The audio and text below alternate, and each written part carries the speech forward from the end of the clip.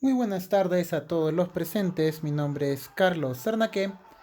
Quien les habla en estos momentos es el profesor de Ciencias Sociales, exactamente del curso en estos momentos de Economía.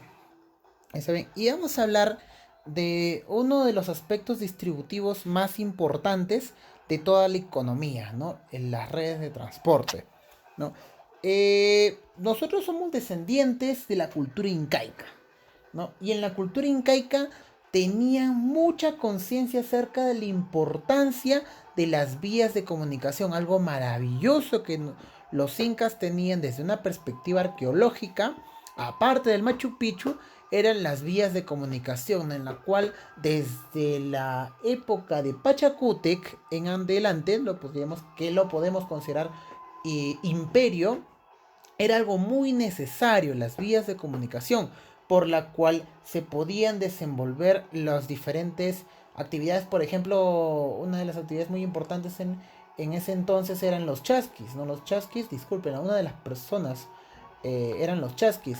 Llevaban el mensaje de un lugar a otro, por así decirlo, llevaban los quipus donde estaban todo distribuido, ¿no? Desde una perspectiva de economía, por ejemplo, la cantidad de tal pueblo, por así decirlo, de tenían en ganadería, que tenían en agricultura, X cosas. Entonces, si es que por A o por B motivo alguien osaba quemar algún puente colgante, esa persona podría ser hasta decapitada, ¿no? Le aplicaban la pena de muerte a esa persona porque estaba perjudicando, digamos, el tiempo de las otras personas o el tiempo de comunicación que tenían dentro del imperio. Entonces, desde ese entonces ya se podría considerar un bien distributivo, ¿no? Dentro de la economía de una sociedad. Y en nuestra sociedad también son muy importantes esas vías de comunicación, ¿no? Más que nada desde una perspectiva de transporte, ¿no? Tenemos clases de transporte, ¿no? El transporte digamos, transportar, valga la redundancia, tanto personas como bienes. Y si es que me refiero a bienes, me refiero a productos. No, los clases de transporte podrían ser los terrestres, los, como los autos y los camiones, los que estaban desarrollados por los trenes. Dentro de los acuáticos estaban los barcos y también por tuberías donde se podían transportar diferentes tipos de minerales, ¿no? También están clasificadas por su función, en el cual se pueden tener funciones de mercancía, de transporte de personas y podría ser con los fines bélicos, ¿no? Ahora, si es que hablamos de las vías de comunicación terrestre, tenemos en consideración de que tenemos diferentes carreteras, ¿no? Carreteras que figuran como conceptos de enlace desde un punto a otro punto. Y ahora que estamos hablando de carreteras, ¿cuál es la más grande de toda América? ¿Ustedes se pueden imaginar alguna? Bueno, si es que ustedes han ido a la costa del Perú, ahí la pueden encontrar. La Panamericana va desde el país de Chile hasta Canadá. Entonces, para que ustedes lo tengan como cultura general, ¿no? Esa es la vía terrestre más grande de toda América. Ahora, tenemos en consideración que dentro del país, la Panamericana Norte une las ciudades de Lima y Tumbes, la Panamericana Sur desde la mitad, desde Lima hasta la zona sur, que es Tacna. Tenemos en consideración que la carretera central va desde Lima a Junín. Hay una carretera longitudinal que une las ciudades tanto del sur y del norte.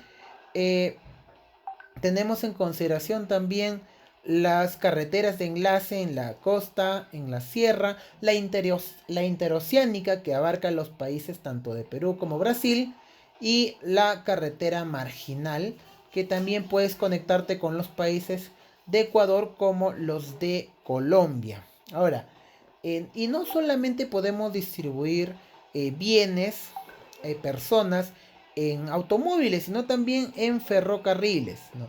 Los ferrocarriles promueven un desarrollo de diversas regiones del Perú. Y ahora que estamos hablando de ferrocarriles, ¿quién fue el primer presidente del Perú? ¿No? El presidente del Perú en la cual pudo integrar los ferrocarriles a nuestro país. En realidad tenemos en consideración que ese presidente es el presidente Ramón Castilla. Está bien. Pudo hacer diferentes, en ese entonces, ferrocarriles que iban de Lima a Callao. Porque Callao era un puerto marítimo de suma importancia. Está bien. Ahora, tenemos en consideración que el ferrocarril del centro lleva tanto pasajeros como minerales. En el ferrocarril del sur pueden unir las ciudades de Arequipa, Juliaca. Hay que tener en consideración que existen, adicionales a los ferrocarriles, vías de comunicación marítima. ¿No? Porque en las vías de comunicación marítima podemos exportar nuestros productos, ¿no? Como también las vías de comunicación aérea, ¿no? Dentro de las vías de comunicación marítima se encuentran las de mar, las fluviales que están dentro de los ríos y las lacustres que están, por así decirlo, en los lagos, ¿no? Si es que tú te vas a Puno y quieres hacer algún tipo de, por así decirlo, algún tipo de actividad turística, hay diferentes tipos de embarcaciones lacustres que te pueden ofrecer el servicio en los lagos Titicacas, ¿no? Ahora, tenemos en consideración que hay diferentes puntos de importancia. ¿Cuál es la importancia de las vías de comunicación? Desde una perspectiva económica, promueve el desarrollo de diversas actividades, no tanto la agricultura, la ganadería, la textil, en fin, muchas actividades industriales, ¿no? Desde el punto de vista cultural, promueve la difusión de la cultura y la civilización, y desde una perspectiva de integración, puede unir las comunidades separadas por su difícil acceso desde una perspectiva geográfica, ¿no?